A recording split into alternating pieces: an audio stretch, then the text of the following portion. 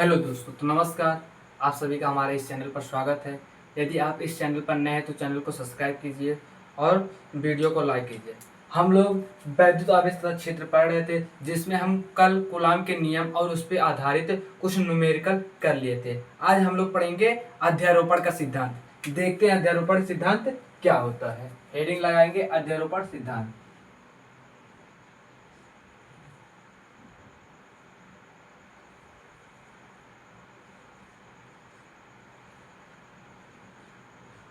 अध्यारोपण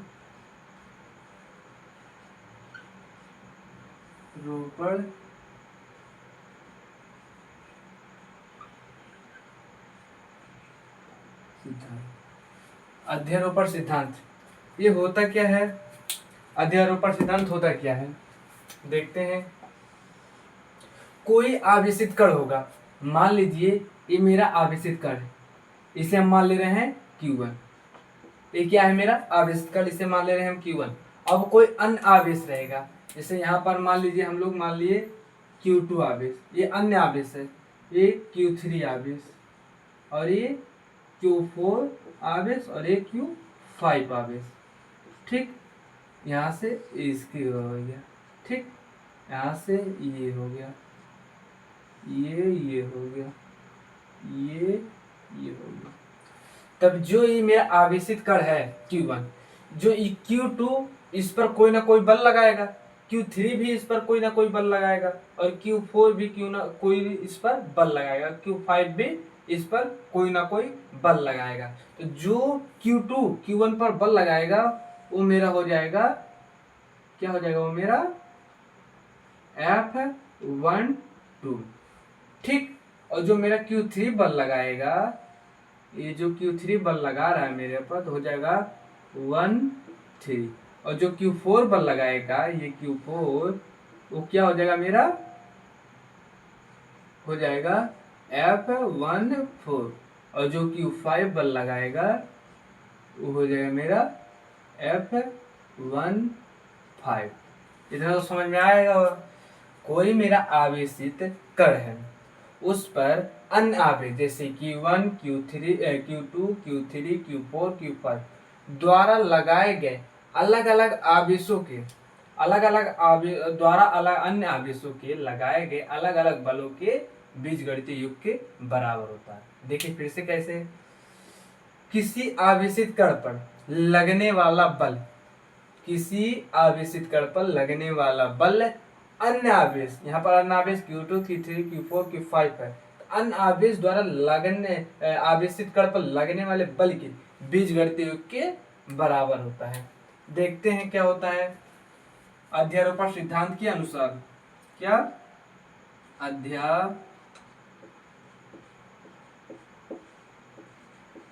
अध्यारोपण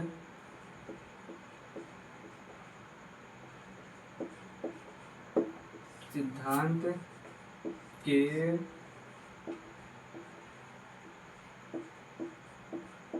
अनुसार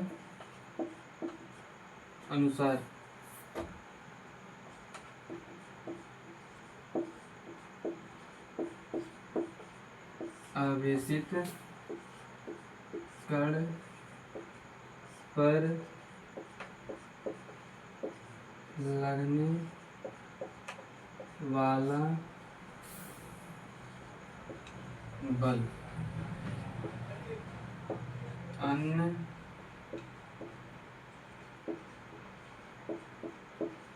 आवेशों के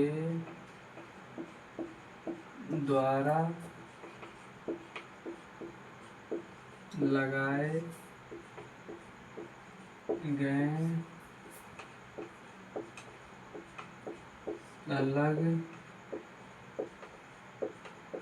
अलग बलों के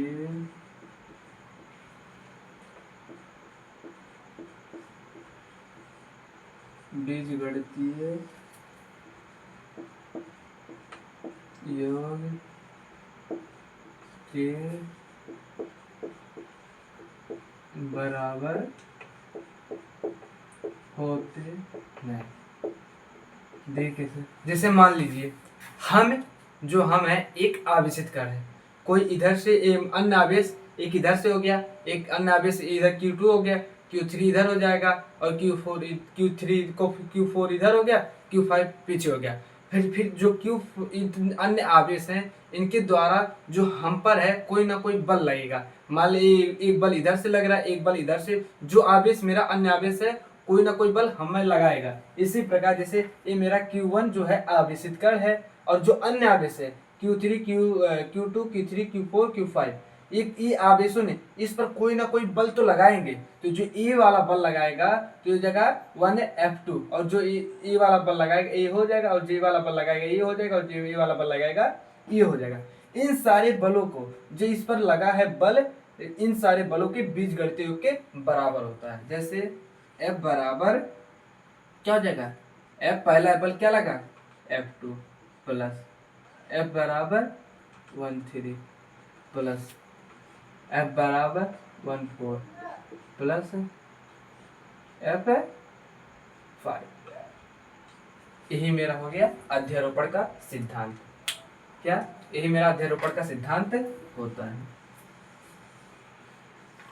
कितना भी आपको आवेश दिया रहे, कितना भी उस पर बल लगा, जो आवेश दिया रहेगा, जो आवेश कण पर लगेगा बल, उन्हीं बलों का चाहे यहाँ पर तो 5 तक दिया, कोई 6 दे दे, 7 दे दे, जितना भी आवेश दे दे उसके द्वारा जो बल लगता है उसके बीजगणितीय योग के बराबर होता है। यही मेरा अध्यारोपण का सिद्धांत होता है।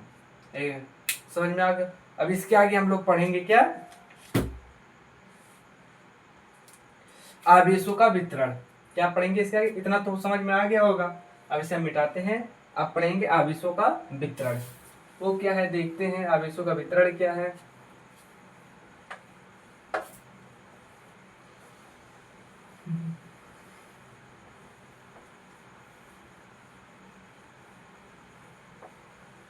आवेशों का वितरण क्या है देखते हैं, आवेशों का वितरण।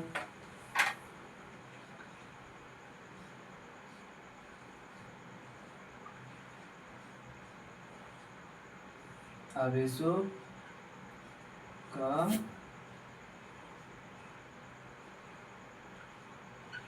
वितरण, आवेशों का वितरण। आवेशों का वितरण क्या, जब किसी वस्तु को आवेशित करते हैं तो आवेश उसकी सतह पर या उसके आयतन पर उसके आयतन पर वितरित हो जाते हैं। ये मेरा आवेशों का वितरण मतलब बांटना, देना। आवेशों मतलब आवेश को देना। जब किसी भी वस्तु पर, कोई भी वस्तु ले लें, जब उसे आवेशित करते हैं तो जो आवेश हमारा होता है उसकी सतह होगा या पृष्ठ होगा या आयतन होगा, उस पर वितरित हो जाता है। वही मेरा आवेश का वितरण कहलाता है। देखते हैं इसे कैसे लिखते हैं। जब किसी वस्तु को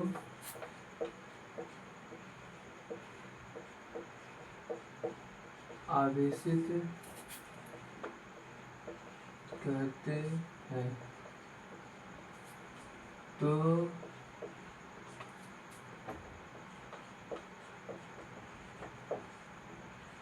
आवेश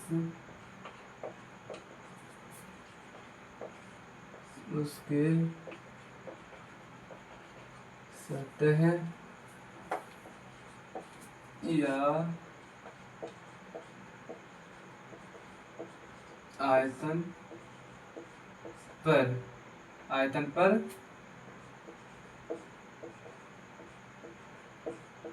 वितरित हो जाता है। ये मेरा आवेशों का वितरण कहलाता है। इसे आवेश का वितरण कहते हैं। इस प्रक्रिया को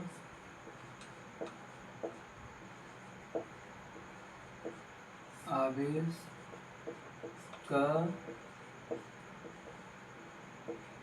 वितरण कहते हैं। कैसे, किसी भी वस्तु को जब हम आवेशित करते हैं, जब किसी वस्तु पर हम आवेश देते हैं, कोई भी वस्तु हो गया, जैसे जैसे फोन में हम लोग चार्जिंग करते हैं, तो जो चार्जिंग जो हम लोग का इलेक्ट्रॉन चार्जर से उसमें फोन की बैटरी में जाता है, तो बैटरी में ही स्टोर होता है, तो उसके सतह पर ही तो जाता है, उसके अंदर जाता है, उसके सतह पर ही जाता है। उसी प्रकार किसी भी वस्तु को हम लोग जब आवेशित करते हैं, तो आवेश जो हमारा इलेक्ट्रॉन होता है, आवेश होता है, उसकी सतह या आयतन पर वितरित होता है, उसके सतह या आयतन पर ही मतलब रुकता है या वहीं पर वितरित हो जाता है। इसी प्रक्रिया को हम आवेश का वितरण कहते हैं। अब आवेश का वितरण हमारा दो प्रकार के होता है। कौन कौन सा होता है देखते हैं। ये हमारा दो प्रकार के होता है। यह दो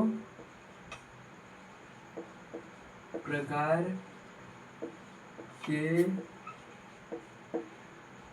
होते हैं। कौन कौन सा होता है देखते हैं। पहला मेरा सतत वितरण। क्या? सतत वितरण।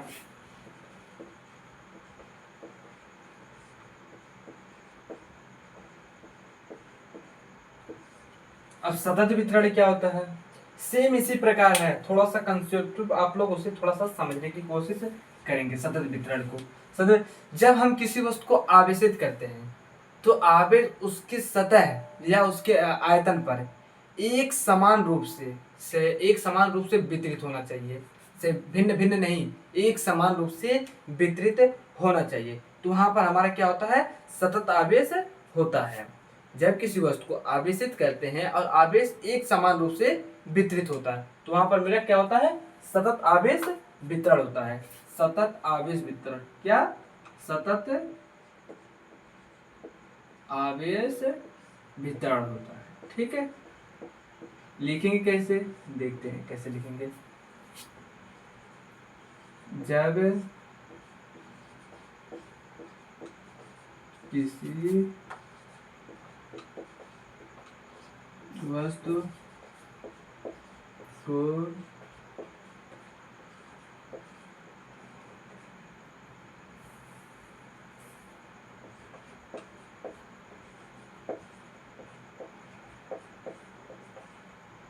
आवेशित करते हैं, तो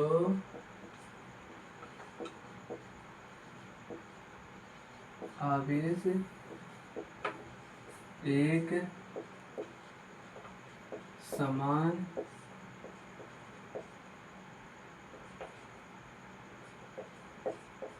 वितरित हो जाते हैं, तो सतत आवेश कहलाता, सतत आवेश वितरण कहलाता है। सतत आवेश वितरण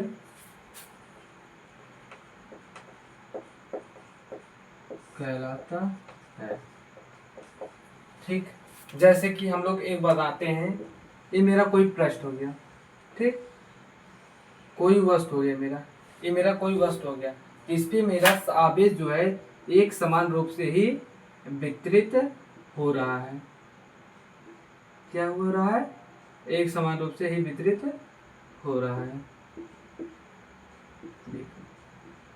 एक समान रूप से ही तो वितरित हो रहा है, कहीं कम बेसी थोड़ी हो रहा है, एक समान रूप से वितरित हो रहा है। एक समान रूप से धनावेश जो है एक समान रूप से वितरित हो रहा है, इसलिए मैं सतत आवेश वितरण। जब किसी वस्तु को आवेशित करते हैं, जो आवेश होगा उस वस्तु पर एक समान रूप से वितरित होता है, एक समान रूप से वितरित होता है, तो उसे हम लोग सतत आवेश वितरण कहते हैं। और ये जो मेरा होता है, ये मेरा 3 प्रकार का होता है। यह मेरा 3 प्रकार का होता है। कितने प्रकार का होता है, इसे भी लिख देते हैं। सतत आवेश वितरण, इसे मिटाकर फिर से लिख रहे हैं, ठीक है। सतत आवेश वितरण 3 प्रकार का होता है, ठीक।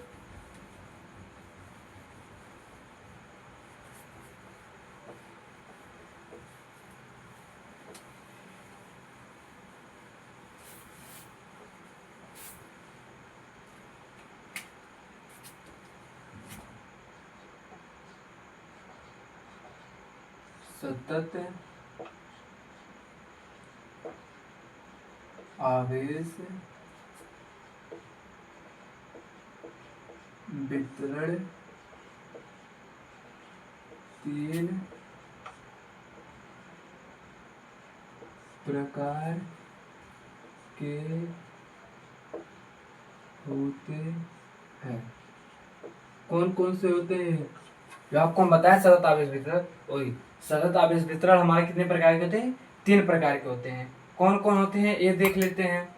जो पहला होता है मेरा रेखीय आवेश वितरण, रेखीय सतत आवेश वितरण होता है। क्या होता है? रेखीय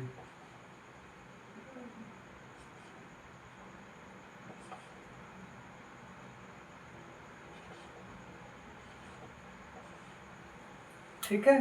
क्या?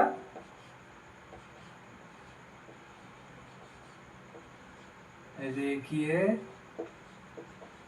सतत आवेश वितरण। और दूसरा जो होता है हम लोग का पृष्ठीय आवेश वितरण। क्या होता है? पृष्ठीय आवेश वितरण। पृष्ठीय आवेश वितरण। और जो तीसरा होता है, तीसरा क्या होता है? आयतन आवेश वितरण। आयतन आवेश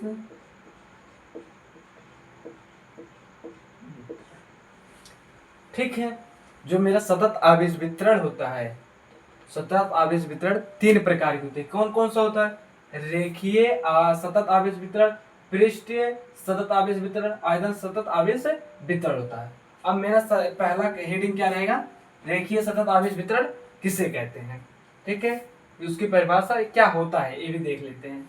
ठीक, तो पहला हेडिंग आ गया मेरा क्या? रेखीय सतत आवेश। रेखीय सतत आवेश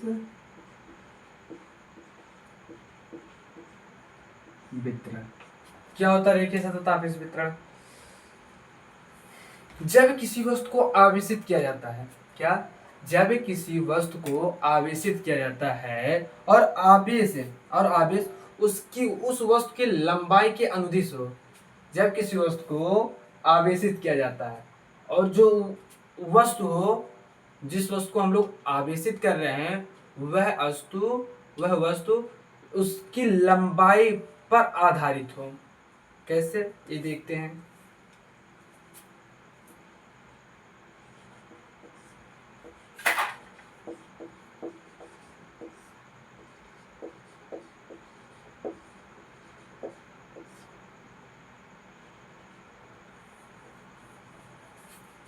देखते हैं क्या है। जब किसी वस्तु को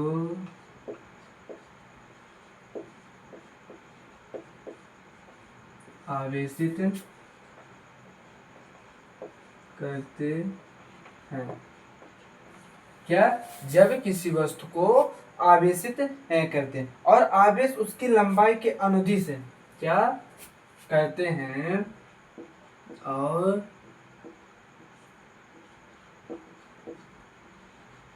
आवेश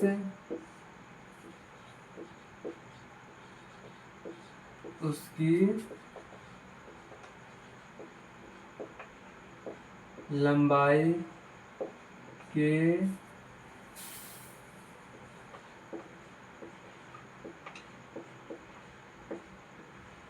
अनुदिश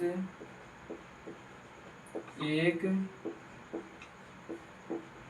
समान रूप से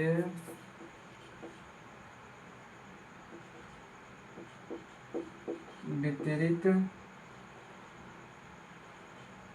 वितरित होती है। सतत आवेश वितरण क्या रेखीय सतत आवेश वितरण कहलाता है। क्या रेखीय सतत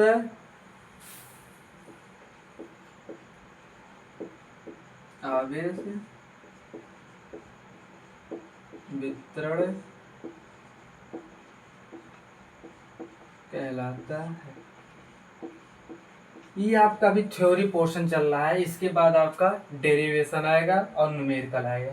ठीक है, अब कैसे, मान लो कोई वस्तु है, मान लो मेरा ए जो है लंबाई हो गया, ठीक है, या इस प्रकार बना ले या किसी प्रकार और बना ले, से इस प्रकार बना ले या फिर जिस प्रकार भी बना सकते हैं उस प्रकार बना ले या फिर इस प्रकार बना ले। ठीक है, और जो आवेश उसका होगा उसकी सतह पर, जैसे यहाँ पर plus plus plus plus plus plus. अब यहाँ पर जो आवेश है वो लंबाई के अनुदिश ही हुआ है। जो यहाँ पर आवेशों का वितरण हुआ है वो लंबाई के अनुदिश हुआ है और एक समान रूप से हुआ है, इसलिए इसे रेखीय सतत आवेश वितरण कहते हैं। अब इसी में आता है रेखीय आवेश घनत्व। क्या रेखीय आवेश घनत्व इसी में ही आता है, तो उसे भी हम लोग थोड़ा लिख लेते हैं। क्या पदार्थ के प्रति एकांक आयतन में, क्या पदार्थ के प्रति एकांक लंबाई, क्या पदार्थ के प्रति एकांक लंबाई में आवेश की मात्रा को लंबाई में आवेश की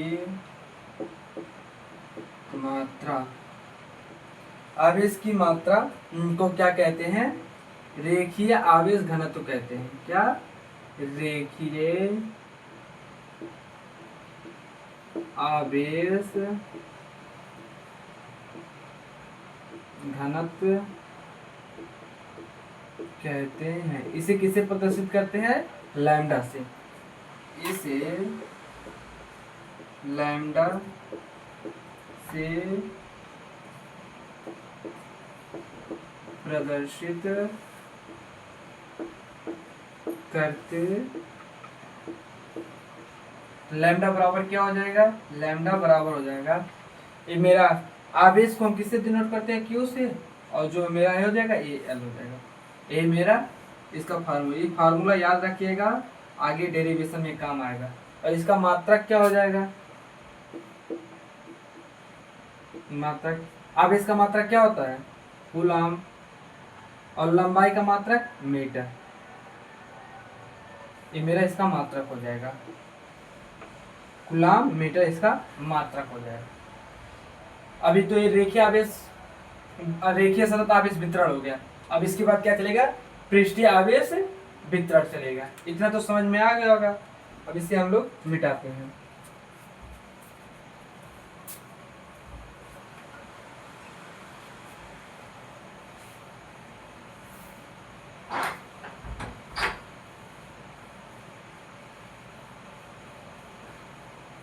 अब हम लोग पढ़ेंगे पृष्ठीय आवेश वितरण। दूसरा हेडिंग क्या डालेंगे,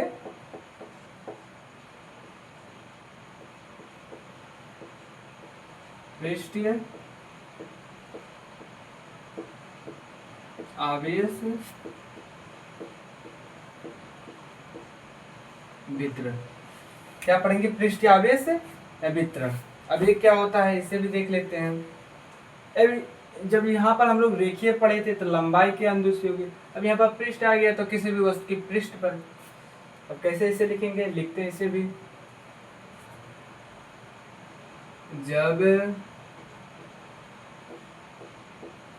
किसी वस्तु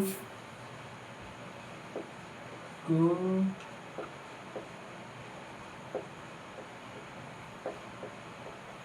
आवेशित किया जाता है तो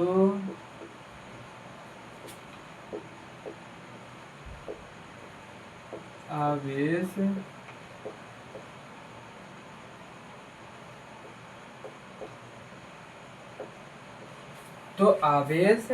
उसके पृष्ठ पर, यहाँ पर पृष्ठ आ गया, पृष्ठ लिख देंगे, पृष्ठ पर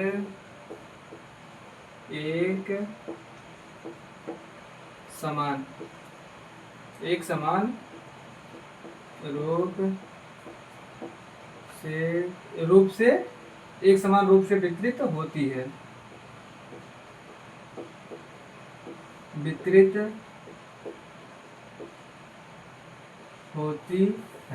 क्या कहलाता है मेरा? पृष्ठीय आवेश वितरण कहलाता है। पृष्ठीय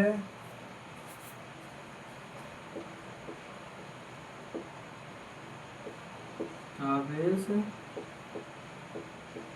वितरण कहलाता है। कैसे देख लेते हैं इसे भी हम। इसका फिगर हम लोग बनाएंगे। मान लो एक हम ऐसे बना दिए, एक ऐसे बना दिए, ठीक। ये मेरा कोई वस्तु है। अब इस पे आवेश मेरा एक समान रूप से तो ही वितरित होगा, कहीं ज्यादा कम थोड़ी तो वितरित होगा। देखिए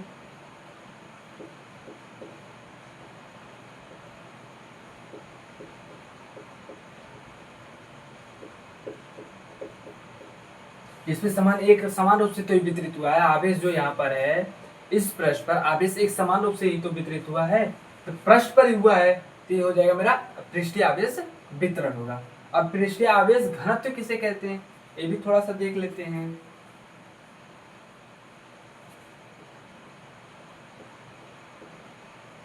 किसी पदार्थ के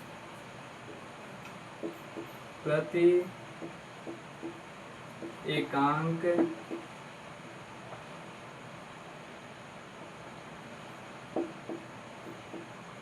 क्षेत्रफल में आवेश की मात्रा को पृष्ठीय आवेश घनत्व कहते हैं। इसे सिग्मा से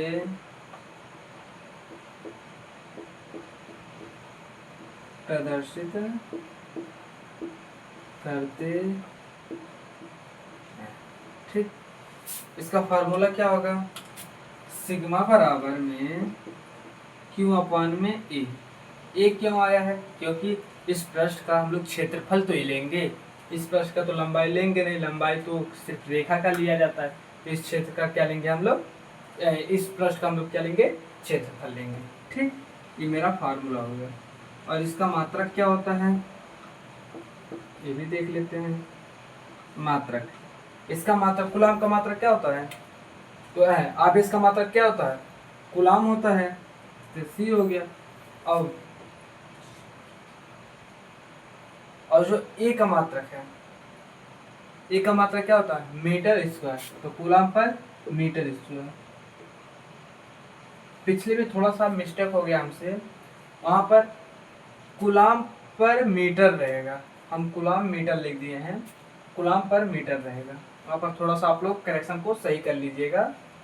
जो हम पिछला फार्मूला आप लोग को बताए थे, क्या लैम्डा बराबर में क्यू अपॉन में एल, तो यहाँ पर हम आप लोग को कूलाम मीटर लिखा दिए हैं। ये नहीं रहेगा, क्या रहेगा, कूलाम पर मीटर रहेगा, ठीक। ये वाला ए रहेगा उसका मात्रा, ठीक। वहाँ पर आप लोग थोड़ा सा सही कर लीजिएगा, ठीक। और इसकी बीमा क्या होगी, बीमा भी देख लेते हैं इसी वक्त। कूलाम की बीमा क्या होती है, ए टी, और इसकी भी में क्या होता है एल स्क्वायर। तो क्या हो जाएगा ए टी एल पे पावर माइनस 2। ये मेरा इसका फॉर्मूला हो गया, इसका फॉर्मूला हो गया। ठीक, अब हम लोग पढ़ेंगे आयतन आवेश वितरण। ठीक, क्या पढ़ेंगे आयतन आवेश वितरण। तीसरा पढ़ेंगे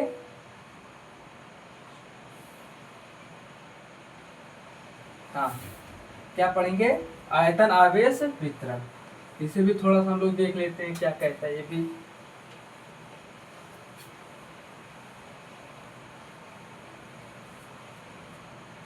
क्या पढ़ेंगे आयतन आवेश वितरण। तीसरा हेडिंग डालेंगे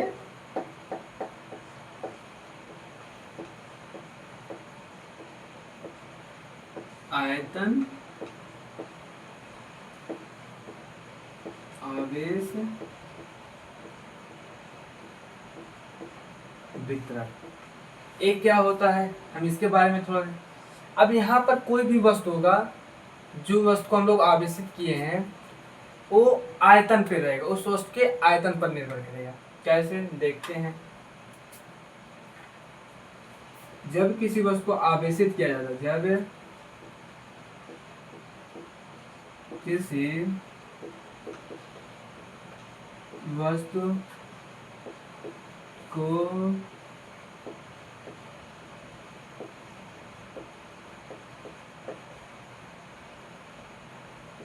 आवेशित किया जाता है तो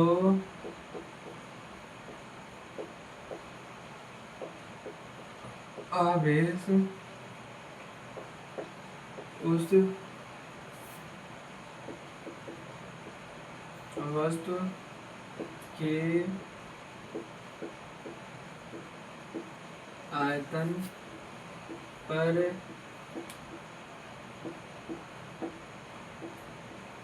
एक समान रूप से वितरित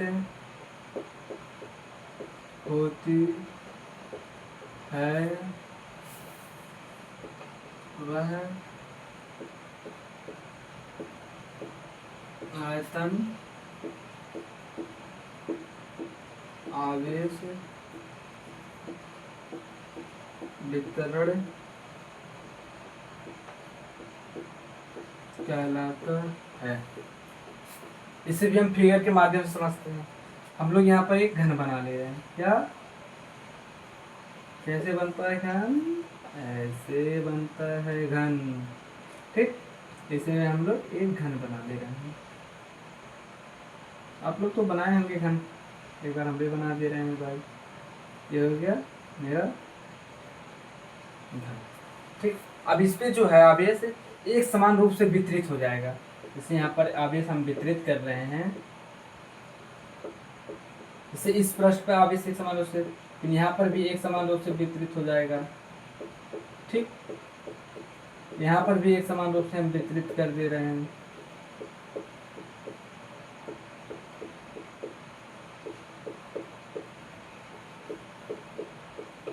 यहाँ पर भी एक समान रूप से वितरित हो जाएगा। यहाँ पर भी एक समान रूप से हम लोग वितरित कर दे रहे हैं भाई।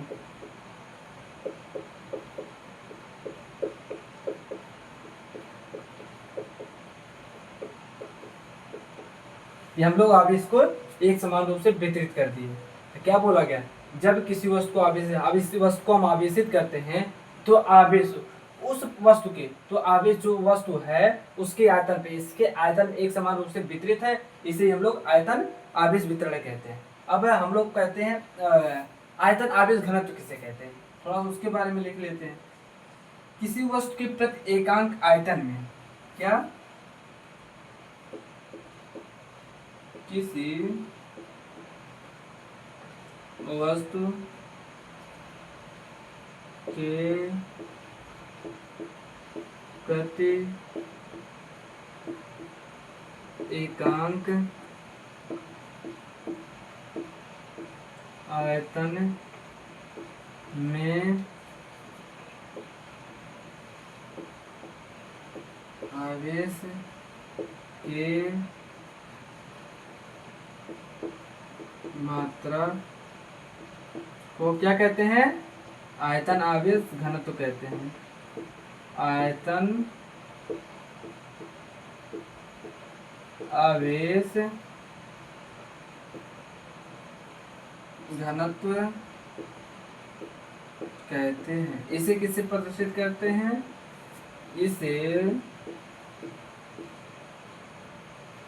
रो से प्रदर्शित करते हैं। किससे प्रदर्शित करते हैं? रो से। रो से प्रदर्शित करते हैं। तो रो बराबर क्या हो जाएगा? रो बराबर मेरा हो जाएगा Q अपान में V हो जाएगा। और इसका मात्रक क्या हो जाएगा? कूलाम पर मीटर क्यूब। बीमा क्या होगी इसकी? कूलाम का क्या होता है? 80। और मेरा मीटर का क्या हो जाएगा? T⁻3 बराबर में क्या हो जाएगा?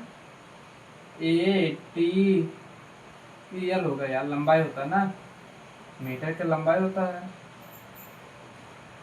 तो हो जाएगा एल। एल पे पावर 3 तो एल पे पावर -3 हो जाएगा।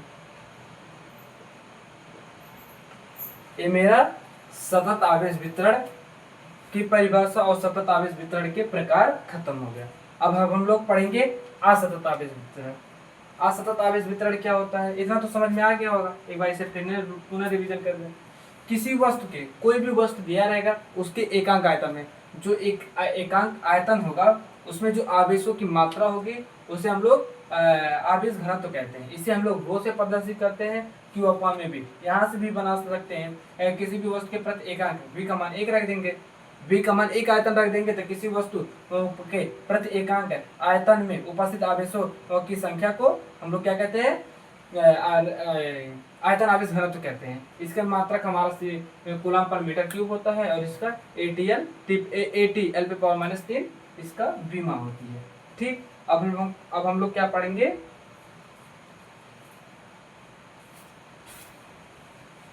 असतत आवेश वितरण। क्या पढ़ेंगे? सतत आवेश वितरण खत्म हो गया। अब हम लोग पढ़ेंगे असतत आवेश वितरण। ये क्या होता है इसके बारे में थोड़ा देख लेते हैं।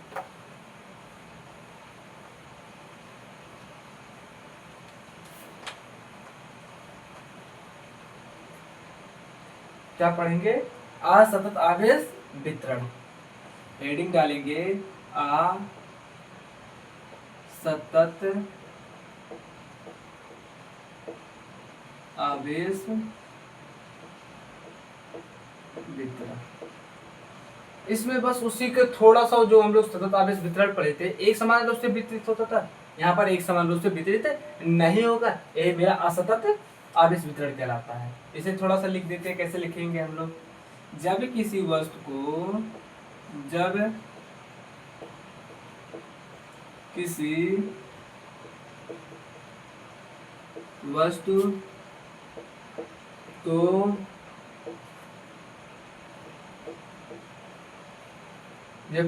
को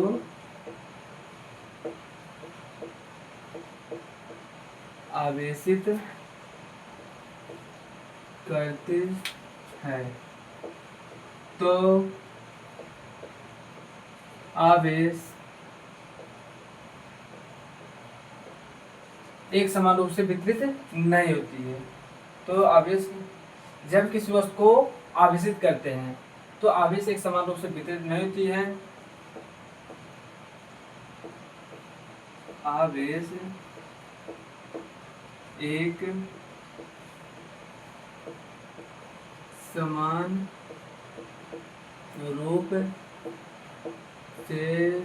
रूप से वितरित नहीं होती है। ये मेरा असतत वितरण आवेश कहलाता है। यह है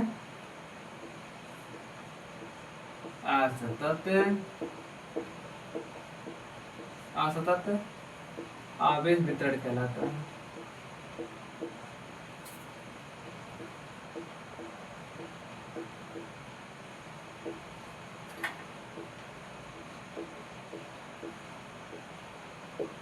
बस सतत आवेश वितरण से थोड़ा सा चेंज है, वहां पर एक समान रूप से वितरित होता था, यहाँ पर नहीं होगा, ये मेरा असतत वितरण होगा।